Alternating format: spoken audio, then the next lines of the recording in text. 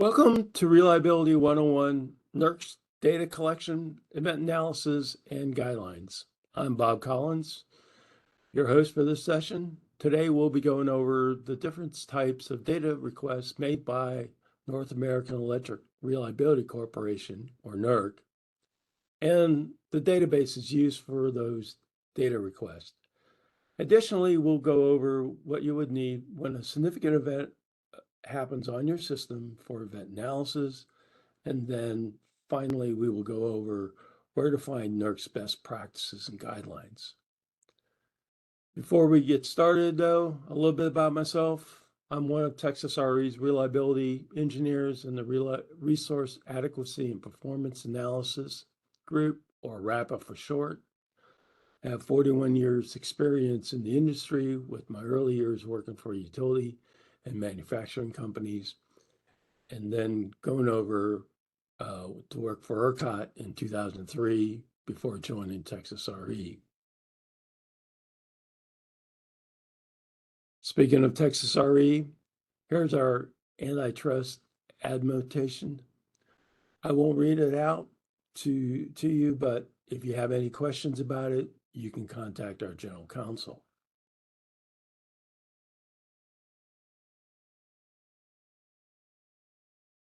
Texas Reliability Service Group coordinates reliability assessments for our region, performs system performance analysis, event analysis, maintains situational awareness while major events are happening. We also help write guidelines and white papers and oversee the NERC data collection process for our region.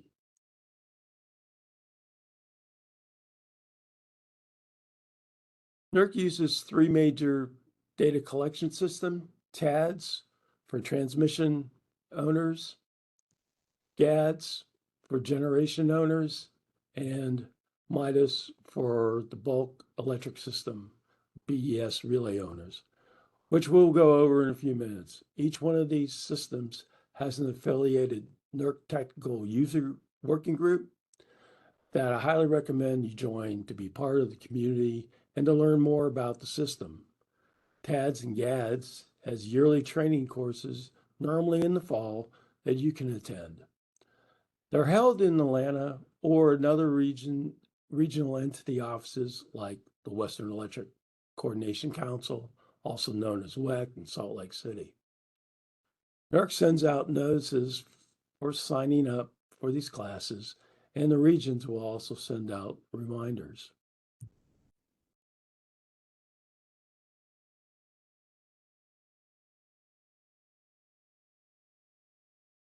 In the rules of procedures, there are two sections that allow NERC and the regions to collect data information. The first one is Section 800, Reliability Assessments and Performance Analysis. Here, we are looking at seasonal assessments for winter and summer. Also, Section 800 allows for data collection for major event analysis, like the major winter event in 2021, or like the event that started the whole process, the August 2003 Northeast blackout. The second section that allows us to collect data is Section 1600, Data Request. TADS, GADS, and MIDAS fall into this section.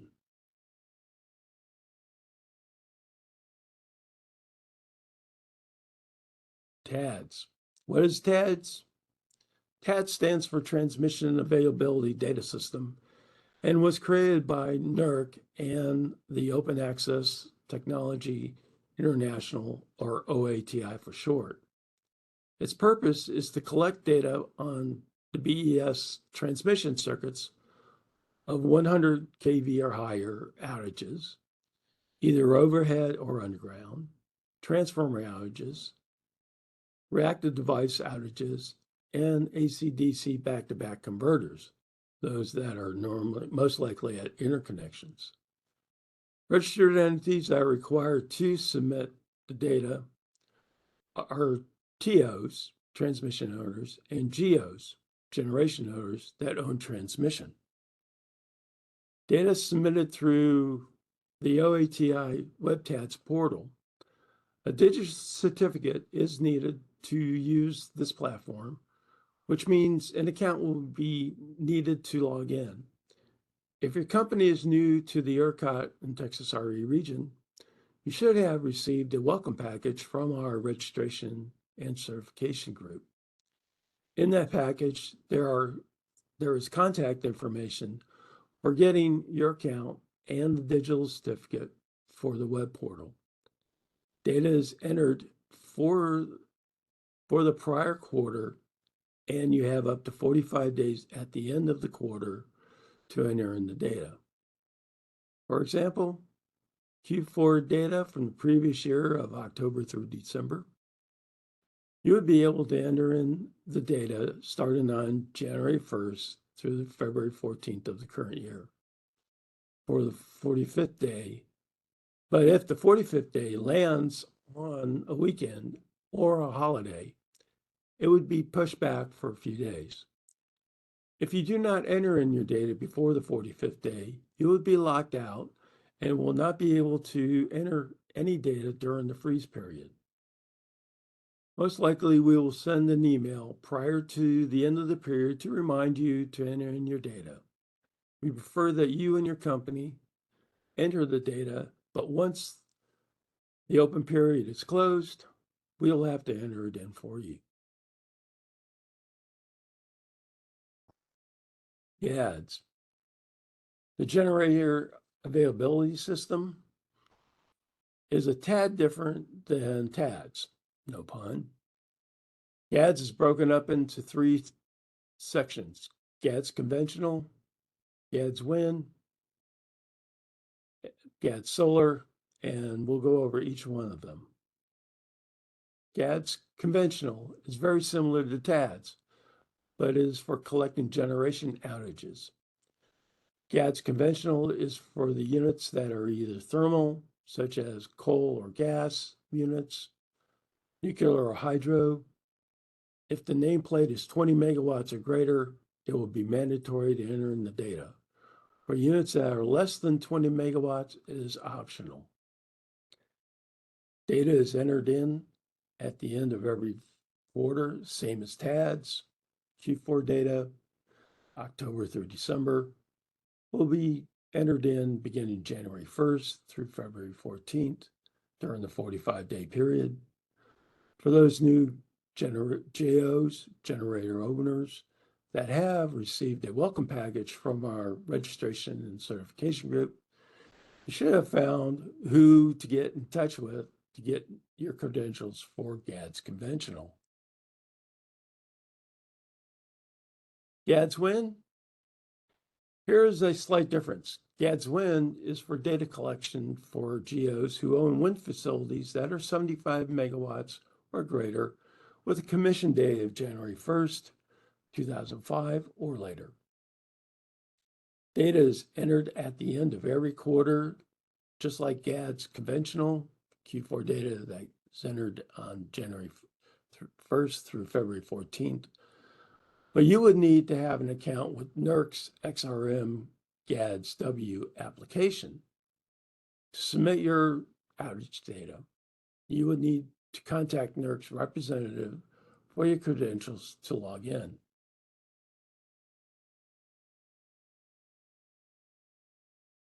GADS Solar,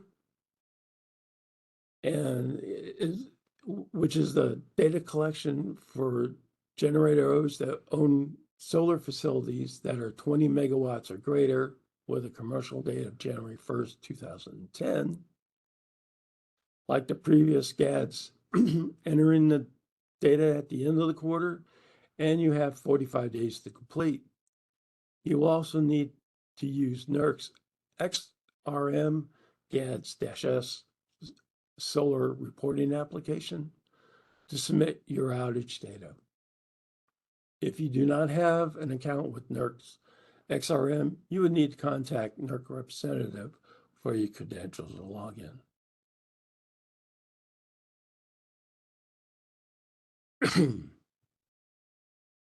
Midas. No, it's not the king with the golden touch. So what does it stand for, you may ask? MIDAS stands for Misoperation Information Data Analysis System. It reports relay misoperations from TOs, GOs, and distribution providers with the BES protection system. Reports are made within 60 days after the end of each quarter, so that Q4 data, October through December of the previous year, you would need to enter it in the data within 60 days. You will have from January 1st through March 1st. Like GADS, you would need to submit your data through the NERC XRM portal. NERC alerts. What's a NERC alert, you may ask? NERC often either discovers, identifies, or is provided information that is critical to ensure the reliability of the bulk power system in North America. In order to effectively disseminate this information, NERC utilizes email-based alerts designed to provide coincide actionable information to the electric industry. NERC alerts come from the Bulk Power System Awareness Group, which distributes alerts broadly to users, owners, and operators of the bulk power system through its company compliance registry. The information contained in the alerts may address conditions that could lead to major events or just be informative to let you know about possibility of future problems with equipment. Instructions and schedules are included with the alert. Some may have no actions required, while some will need acknowledgement and approval. Some could require survey responses. The alerts can be found at NERC Alert Portal, which is nercalert.com. You would need to have an account created for you by the admin of the alert system in order to have access to the site. NERC alerts are divided into 3 distinct levels: industry advisories, recommended to industry, and essential actions, which I'll go over each one of them.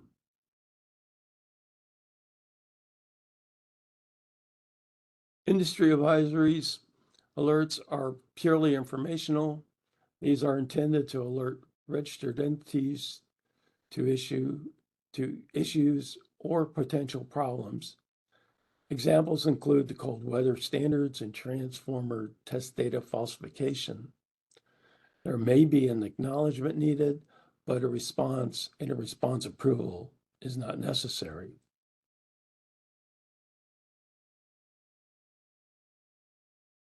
Recommendation to industry alerts recommends specific actions to be taken by the registered entities.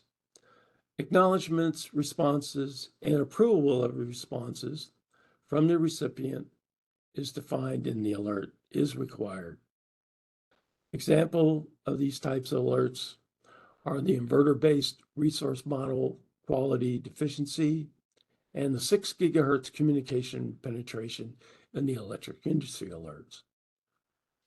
Once you receive one of these email alerts, you would need to acknowledge within 5 to 8 days, then submit a response.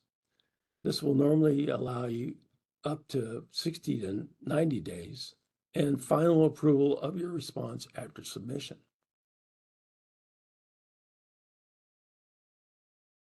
Essential action alerts are fairly new, levels that require approval by the NERC Board of Trustees prior to the issuance. This level of alert is very serious and requires specific actions that are deemed to be essential to the bulk power system reliability. The actions needed to respond are similar to the recommendation level.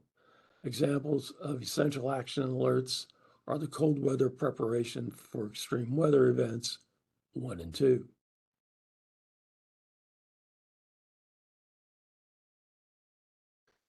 When you receive an alert or log into a NERC alert system, the NERC alerts have a lot of commonalities like summaries about the alerts, reporting requirements, background information, and the genesis of the alert.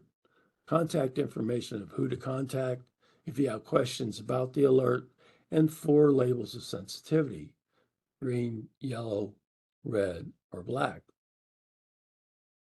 Green sensitivity is where you can share it publicly with no restrictions.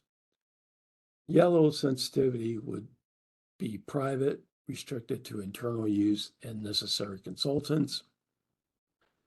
Red sensitivity is sensitive, internal use only, do not distribute outside the company. And then black sensitivity is confidential, limited to internal distribution, decided upon by an officer of the company. Entity task.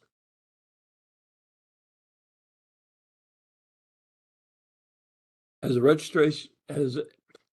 registered entity, your mission, should you accept this, is to obtain access to these systems through NERC representatives. If you have been promoted to be your company's admin of these systems, please keep your list of users and contact information up to date. We know people come and go, and sometimes so do the admins. Please pass your information on to the next one. Submit your data on time. Remember, the ads have 45 days after the end of the prior quarter, and Midas has 15 extra days of a total of 60 days at the end of the previous quarter. If Texas RE or NERC sends you a request of information, an RFI for short, please respond appropriately. If you have any questions about entering your data or login issues, we are here to help.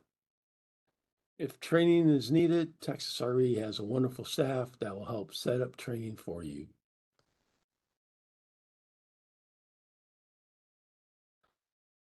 So now that we have discussed where and how to submit data, what the data is actually used for, the data is collected from all of the databases that we went through to help NERC and the regional entities write system reliability reports, such as the NERC State of Reliability Report and Texas RE Reliability Performance and Regional Risk Assessment Report, which details how our interconnection has performed over the previous year. Texas RE also receives quarterly metrics reports from NERC on entities in our region and pass those on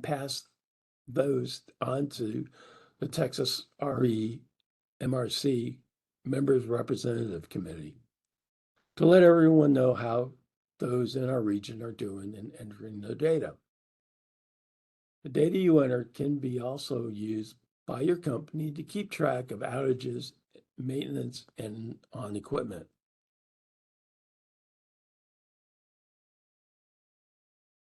The event analysis process, or EAP for short, helps NERC and the regions to promote reliability of the bulk power system by evaluating bulk power system events to determine the cause and then track corrective actions to prevent reoccurrence and provide lessons learned to the industry. The event analysis process also provides valuable input for training and education, reliability trends analysis efforts, and reliability standards development. This process applies to RC, reliability coordinators, BAs, balancing authorities, TOs, TOPs, transmission owners and operators, GOPs, generation owners and operators, and DPs, distribution providers.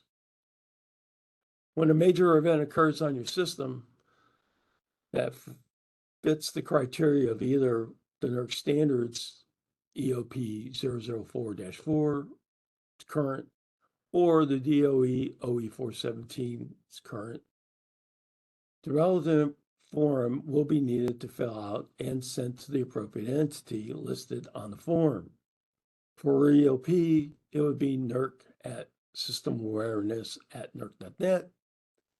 You also send it to us at rappa@texasre.org, and then ERCOT for their notification at shift supervisor at ERCOT.com. As for any of the OE 417 events, please send those to NERC, Texas RE, and ERCOT, but also the Department of Energy at DOE HQ EOC at hqdoe.gov. Boy, that was a lot.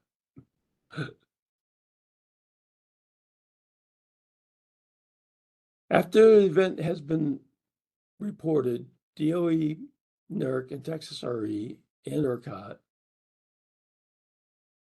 Texas RE will review the form and determine if it fits any of the three sensitivity categories. If it doesn't, we will then mark the category 0 and no further actions are needed. If we see that it does fit one of the categories, then we will contact the entity and ask for an initial brief report within 10 business days, of the event.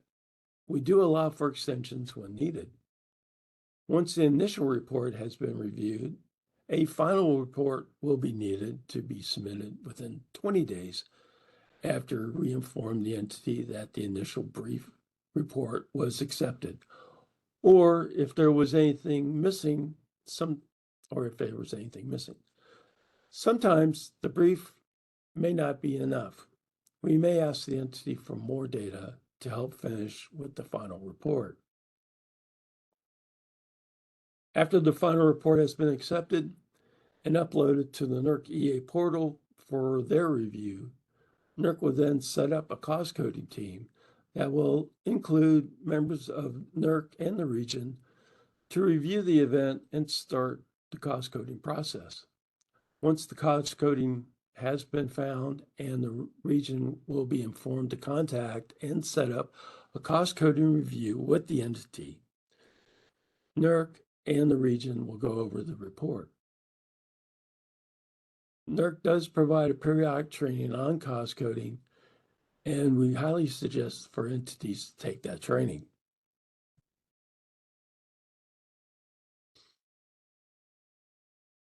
Reliability and security guidelines are created by the Reliability and Security Technical Committee, or RSTC for short.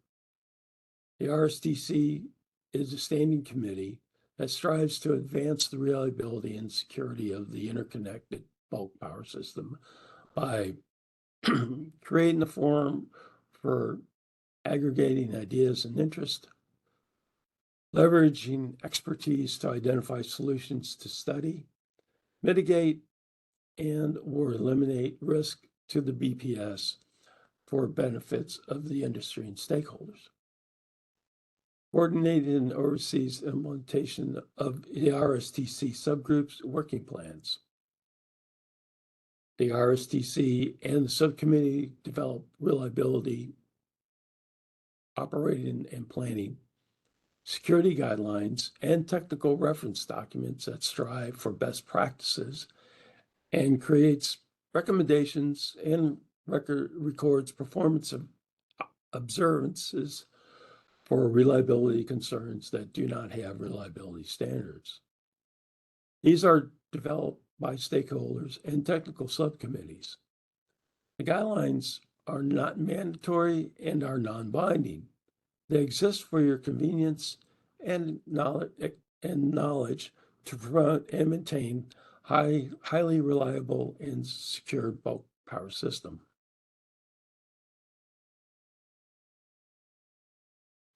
To wrap things up, here are some of the helpful resources that cover more in depth the topics that we have discussed today.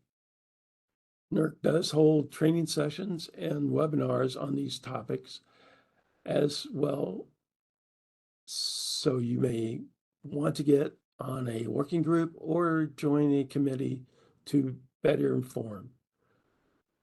You can also check out our webpage at texasre.org, under reliability services, and you can contact us at any time.